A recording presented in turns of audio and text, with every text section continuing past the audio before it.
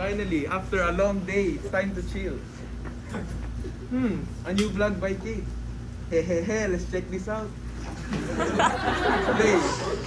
Hi guys! Welcome to my vlog! Since there are a lot of things that are happening in my life right now, I decided to share with you a day in my life video to get to know me better. So, firstly in the morning, I always wash my face first to remove all the dirt on it and to have a clearer skin. Pause. Hey Kate, you suck. You don't know what to vlog. Quit vlogging now. Go find something else to do. Feeling beautiful? Fast forward. Maybe I should hard react to some of the comments from my previous vlogs. Oh my gosh, thank you. Hey Kate, you suck. You don't...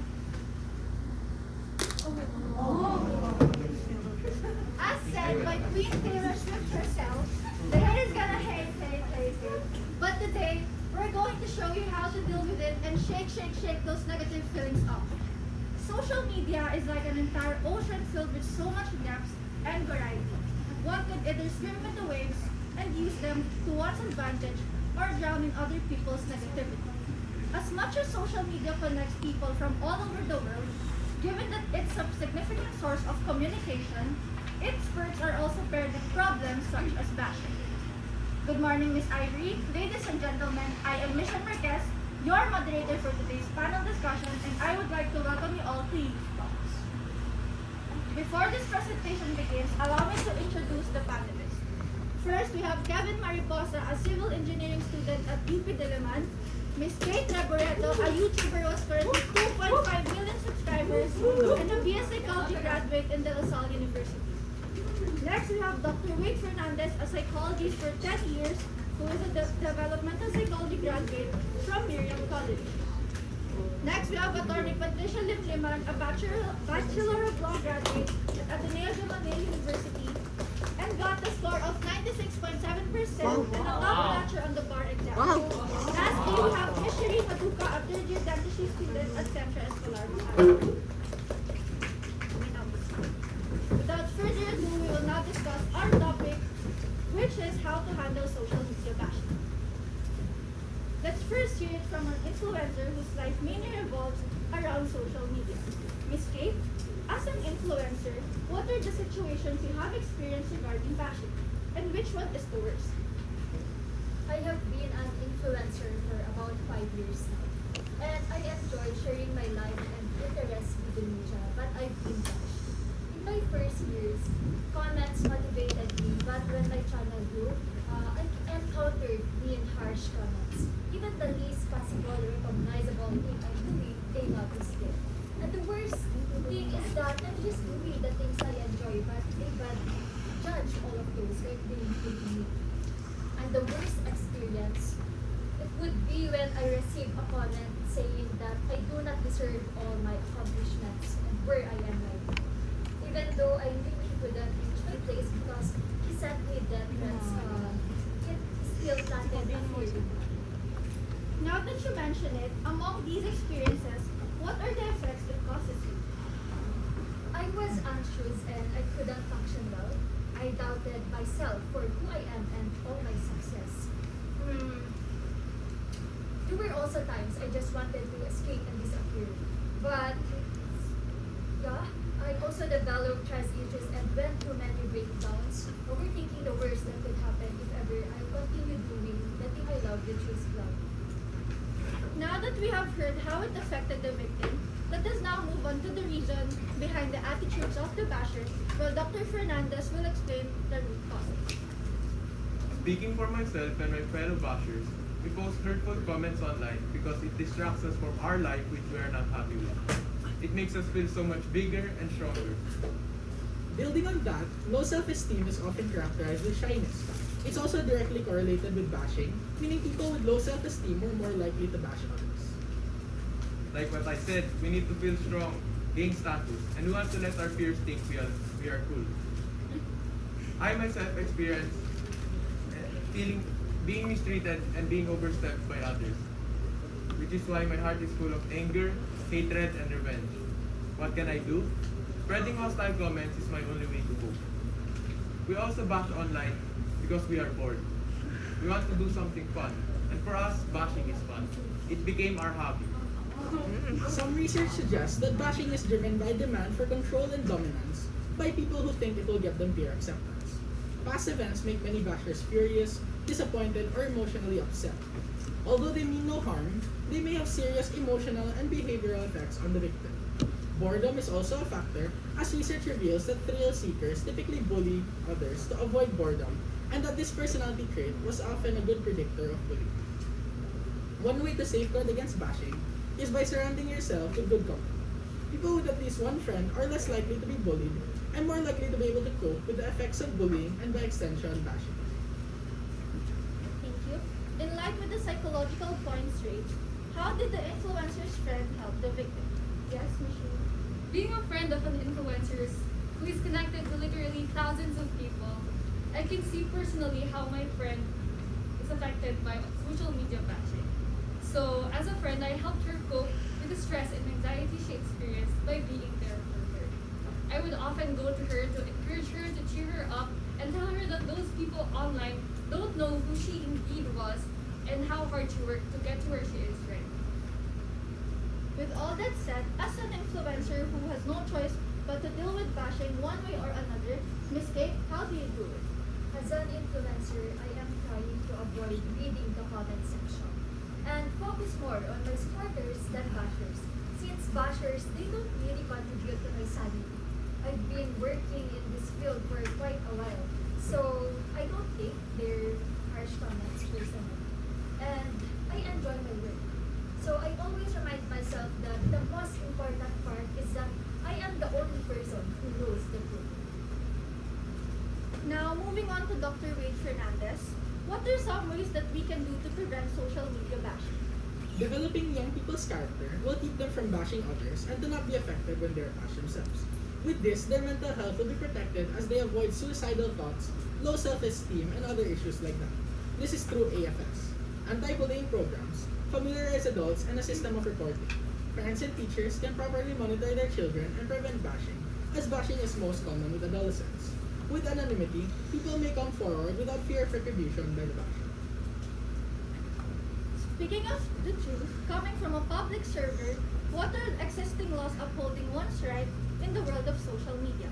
Attorney Patricia. I'm glad you asked. The Philippine legal system is not very explicit as to specify laws that are being violated when someone uses social media and bashing. In simple terms, there is no existing law directly addressing this issue. However, there exists the Data Privacy Act of 2012 that safeguards online users' personal data, retaining both integrity and confidentiality. Thank you for the question. With the different approaches presented to us by the panelists based on their expertise and experiences, what effects or results do these actually lead to when done? Ms. Sheree, you have mentioned a while ago that you helped Kate handle online bashing by being there for her, but can you please elaborate how you parented this action? By being with her, I was able to provide emotional support and companionship. And doing this actually increased her morale, improved her self-confidence and her self-worth, encouraged her to continue in life and to keep doing what she loves to do. Also, by providing a support system, I was able to help her cope better with the things she was dealing with. To Ms. Kate, dealing with criticism, what are the fruit of your coping strategies that you mentioned a while ago? My coping strategies have brought me serenity. As I noticed that not everyone would appreciate me, I focus more on important things and use their negative comments as motivation. On the contrary, when I let my emotions rule me, they imprison my thoughts and it put me into distress. Yeah. That is the very reason why it's vital for all users to exercise self-discipline. We can initiate and promote social media literacy campaigns. This teaches us how to protect our personal data and to protect our privacy as well. However, if the victim's life and freedom are already in danger, it's imperative that this case be reported to the authorities. Social media serving as a platform with influencers and e-commerce businesses. Members of both chambers of Congress were urged to pass legislation addressing this issue. Thank you, Ms. Patricia. Dr. Wade, what do you think will occur if this problem is not addressed appropriately? I believe that if appropriate action is not taken, bashing and bullying as a whole can take a large toll on both the physical and emotional well-beings of others. Bashing has several negative effects, many of which are able to ruin people's lives. Substance abuse, depression, low self-esteem, eating disorders, and several other academic issues are consequences of bashing. Having said that, what guidance would you provide the audience on how to help or handle bashing? Let's first start with Nishu. What I can advise to handle social media bashing is to have a support system, as they can provide us encouragement to deal with these things. Also, having an objective perspective from other people will help us to come up with the best and most rational ways to handle bashing. As a basher, after hearing what the professionals say are mean comments to someone, I guess I never really thought of what my action does.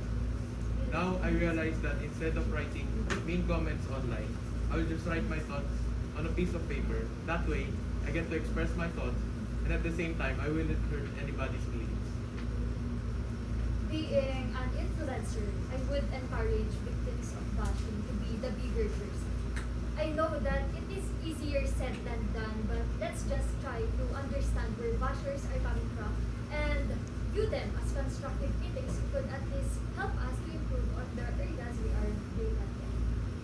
I would like to encourage people to build up their self-esteem. You can achieve this by meditation, exercise, therapy, and others. This way, you're less likely to bash others and also not be so affected by bashing yourself. As for me, you have to be social network smart and sharpen your level of judgment. Remember, you are the author of your social media account and you decide or dictate what's best for the blog itself. Aim for quality and not for quantity. Never disclose to the public when you're not at home or when you go on vacation. Thank you for the informative and interesting talk. Alright, ladies and gentlemen, we now know how to deal with online bashing. Yes, we shake it off. Have support system, have a rational perspective, act your thoughts through writing, keep in check with your feelings, encourage yourself and be the bigger person, I can do it mindset, strive to improve understanding, optimize self-esteem, foster social network smart, and flourish sharpening your level of judgment. Bashing on social media occurs in many shapes and forms, and the majority of it is done by strangers. Uncensored comments frequently allow critics the freedom to say or do anything they want with little to no regard consequences, because they can easily hide behind their anonymity. Excuse me? Actually, Kate, I know it's too much to ask, but will you forgive me? I accept your apology and I thank you for being one of those people who shaped me to be stronger. Speaking of which, I plan to shoot a video about how to handle social media bashing and I want you to be my guest. What do you think? Yeah, I'd love to. I love what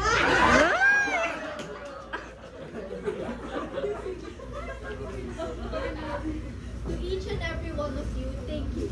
Hopefully, everyone will gain something from this lecture. The floor is now open for the question and answer session. Okay, wait. Mr. Cheng, I need to say this you first, Mr. Cheng. Okay, thank you to our second presenter. Okay, question from the audience, Mr. Cheng.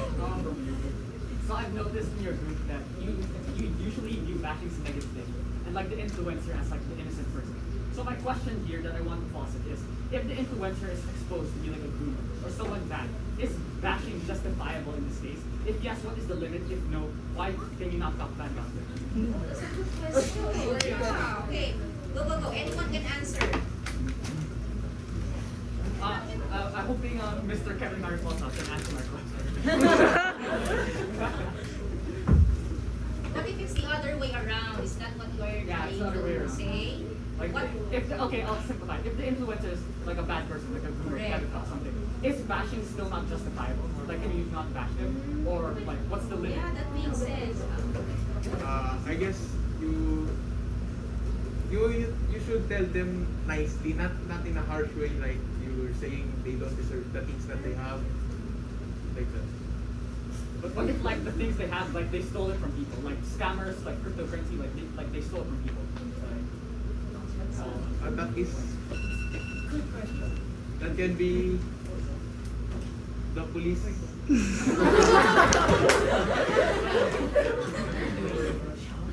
go, go. That's okay, that's it. Are you done with, are you satisfied? Okay with the answers? Who else has a question? Yes, Iha. Anyone can answer this one. Because the cancel culture correlates with bashing, do you think that if we had a justice culture, would we even need to worry about cancel culture? What are the measures that we can take to encourage people to reflect their moral outrage to dividends? Okay, so cancel culture. So, the bashers, the people, the general public would cancel a particular person in social media, correct? And then what happens afterwards? So there's a cancel culture. What's your question for them?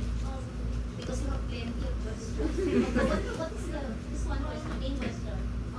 What are the measures we can take to encourage people to reflect their moral outrage to dividends? Okay. Can you say that for them to reflect because of what they did? Go. Yung huli mo sinabi na question. What are the measures that you can take to encourage people to reflect their moral outrage to dividends? Okay, so it's difficult, but then again, who knows? Go. Can you explain further? I didn't quite understand. The moral compass of the people, like what are you going to do so that those bashers would think twice before they actually say something negative to let's say to the social media personality, for example. How are you going to encourage them to check their moral compass so they would stop doing it? They would stop canceling people, they would stop saying negative things to these personalities, for example. Yes. Well, Miss, the concept of bullying that's instilled in a person is really personal. So it's on a case by case basis. It's really difficult to keep the general population from bullying or from bashing all together at once. It's usually with in a more personal situation, like for example, if your parents talk to you or something. So it's really difficult. Like I mentioned earlier that you can have stuff like anti-bullying seminars, but the easiest way to prevent bashing is by raising the kid to not be in an environment where bashing is discouraged and people aren't bullied in general. Okay. Another question from the audience is Ina. Sometimes constructive criticism is also viewed as bashing. How can you differentiate constructive criticism from online bashing? Oh wow, that's a complete question. I would say it is constructive criticism if they say the words with sincerity. But I will consider it as bashing if even the least, like what I said a while ago, even the least possible thing that they could notice, even the simplest thing, they will judge all this. But how would you know if it says with sincerity? It's just an online message. How would you know if it's constructive criticism or bashing? You said with sincerity.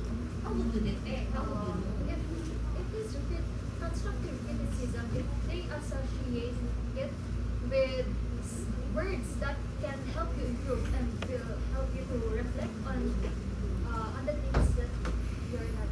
Okay, so it depends on the choice of words of the one commenting. Okay. Any other question, Mr. Sia? No. Mr. Yu? Sorry, go.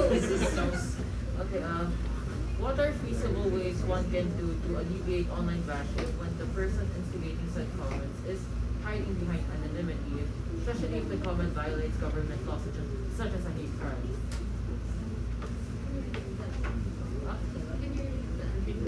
What are feasible ways one can do to alleviate online bashing when the person instigating said comments is hiding behind anonymity, especially if the comment violates government laws such as a hate crime? Okay. So if it's from an anonymous person, so how would you deal with that? Yes. So I'd like to quote the text from or the scripture from Ecclesiastes 3 verse 7. It says there that there is a time to keep quiet and a time to speak. So when ripples of words spoken by strangers or unknown or people not we know, or maybe rather anonymous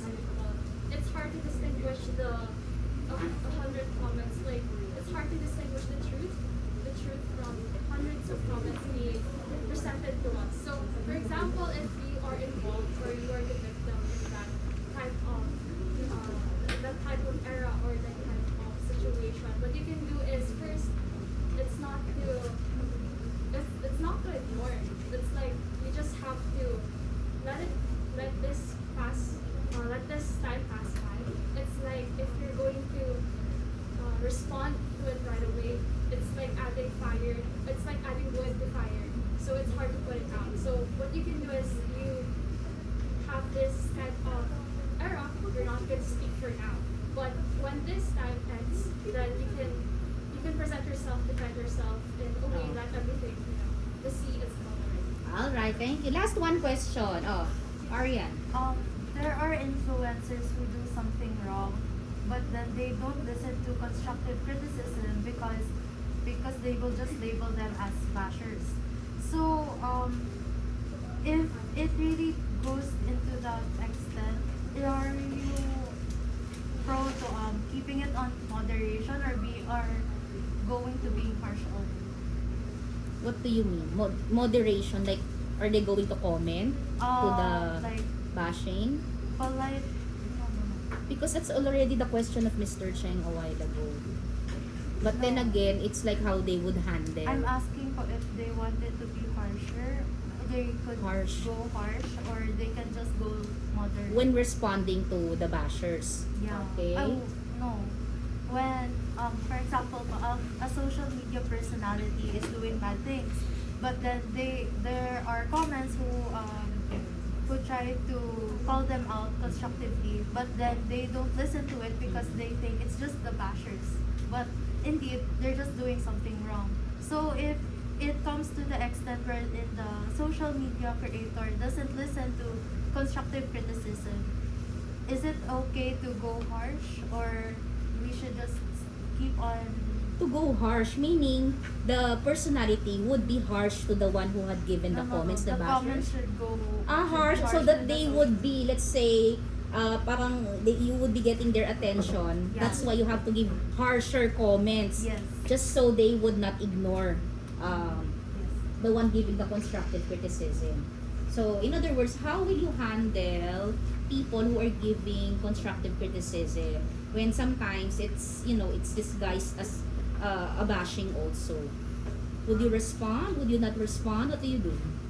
Well, Miss, I think that issue lies with the influencer themselves. And I think it's really difficult for an influencer to be influenced by their own comment section unless it's negative. But I also believe that negativity is not the answer. So I think on the part of the viewers or the people who consume their content, yeah. For the people who consume their content, I think you should just, well, you can take your pick, right? You have the option of more distancing yourself more from that influencer, or you can choose the more, I guess, emotionally or morally irresponsible decision. Though I'm not gonna criticize this. You can keep watching them. You can keep receiving their content as long as you make sure you're not influenced by their what you believe to be their negative actions. Actually, Arian, your question is actually up to the one who's commenting. Well, one can only do so much. If the other person, despite of reminding the person, di ba nga parents and the children, the parents would keep on reminding the children, but the children still not follow or something like that. But it doesn't mean that it's up to the parents whether they would be harsh or not anymore, or would totally ignore or something like that, or would not push through with the idea anymore. So again, for it to be harsher for the commenters, for the bashers, that would be up to the people already. And I think that might be a little difficult for them to answer as well. Although Mr. Fernandez was able to give a comment on your question. Thank you, Arian. Okay, now for my question, last, this is for all of you. Okay, so starting from Mr. Mariposa. Ayan. Okay, how are you going to stop a person bashing you? Here it goes. You are there, whatever platform it may be, whether you're a personality, an influencer, or just a mere user of social media. How are you going to stop a person, or how are you going to stop people from bashing you? What will you do, Kevin? I would, like what Kate said, Kate uses the comments of the basher to help her improve. I guess I'm gonna acknowledge the comments of the basher, and I'm gonna use that to improve on myself. Oh, so you're going to comment back. It's a No, bash. I'm not gonna comment back. I'm just gonna say thank you for this comment. Ayun na to, Kevin, Okay, so, you are going to acknowledge via replying to the comment. But you're going to reply positively. Okay, so again, you have quoted Kate again, ha? Okay, so si Kate again. Okay. But that's a good one. Sometimes you can quiet. You can make them quiet by acknowledging. Although they may not mean it, but the moment that you paid attention to them, maybe that could be a good way for them to stop. Okay. Yes, Can I have Wait. more like a question, is technical question? Is this to stop one person specifically bashing you, or to stop an entire like community? no, let's say person or some people that you know of. Okay. You are there, you're using a platform, whatever platform it is, someone is bashing you, or a group of people are bashing you. How are you going to stop them? Something that I learned from like playing games, I guess. Something I learned from playing games and like talking to a lot of people throughout my like elementary life is it's very easy to deal with one specific person bullying you like verbally. You have two options. Since it's social media, you just mute them, block them, ban them, whatever you can. Okay. Because I noticed is that Yeah, that's a good way also. the more negativity you receive, even though you don't feel affected by it, very oftentimes it will affect your capabilities. It will affect your Okay. potential. Correct. That's a concrete, and Yeah. there's nothing wrong about it. Like doing a drastic action like that, as long as we're not hurting them back. Yes. So that's okay. Yes, Iha. As for me, we use social media as form of communication. We use this to communicate to our friends far, far away from us. We also use this as self-expression. This is also where we entail our stories and all that. So what we can do is actually to create a barrier from our personal life, real life, from differentiating it from the life that we have off or online. Doesn't mean that we're going to be different offline and online. We're going to be completely different person. It's just that our priority here is our life here in the present moment, and not surround ourselves and trap ourselves in the world online. Okay, so you would put a barrier. So in whatever form it may be, as long as the commenters, for example, cannot be able to go beyond what you're showing there, that would be alright. There's a barrier. Okay, good. Okay, yes, Iha. I think for me, we should just ignore it because No, it's a good way also to ignore because if you like make battle, they still keep on throwing hatred comments to us. But if you ignore them, so for you will ignore it. And there's nothing wrong about it, I think. Okay, yes, Iha. Same with her. I think it's the best way is to ignore them because these bashers, is what Kevin has stated a while ago. They're looking for something fun to do. They want to bash someone because they're bored. So the best way is to not give them that satisfaction. Because they will only, if you retaliate with them, they will only be motivated to bash you further. So you won't make battle then. And last, Because I can control them, since there are people who want their judgments to be heard.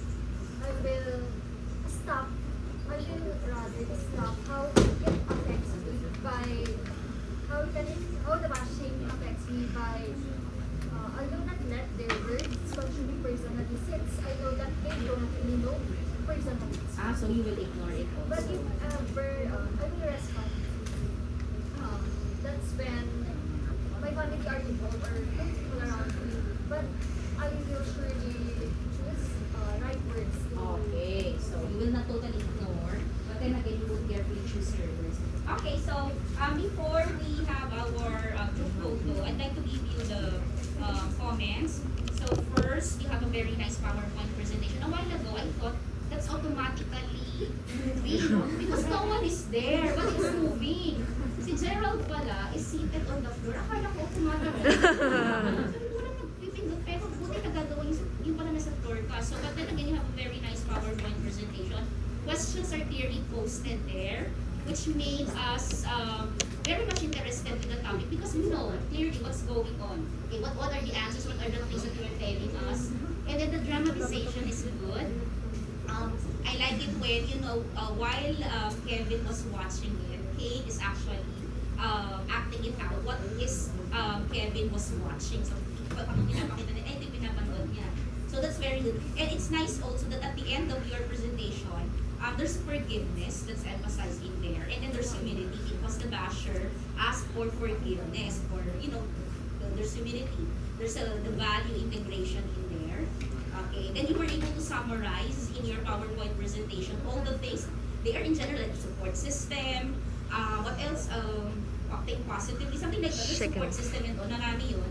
So that's one good way to end a particular discussion.